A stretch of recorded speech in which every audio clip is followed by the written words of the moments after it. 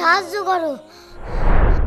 এই ছেলে, কাজ কি শেষ হয়েছে? প্রায় শেষের দিকে মহাজন। সবাই তো কাজ শেষ করে দুপুরে খাবার খেতে গিয়েছে, কিন্তু তুমি যাওনি কেন? না মহাজন, আমি খাবার খেতে যাব না। কেন, কি হয়েছে? মহাজন, আমি রোজা রেখেছি। এখন আবার কিসের রোজা? আমাদের নবী রমজান মাসের প্রস্তুতির জন্য শাবান মাসে বেশি বেশি রোজা রাখতেন, এজন্য আমিও আজকে রোজা রেখেছি। আলহামদুলিল্লাহ, খুব ভালো কথা। ঠিক আছে, তুমি কাজ করো, আমি একটু পরে আসছি।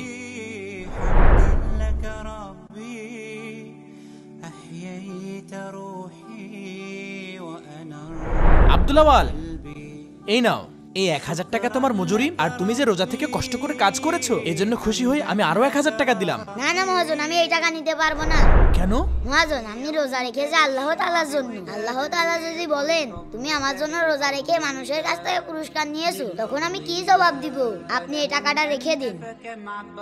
বন্ধুরা, এই রমজানে কে কে রোজা রাখবে কমেন্টে অবশ্যই জানাবে।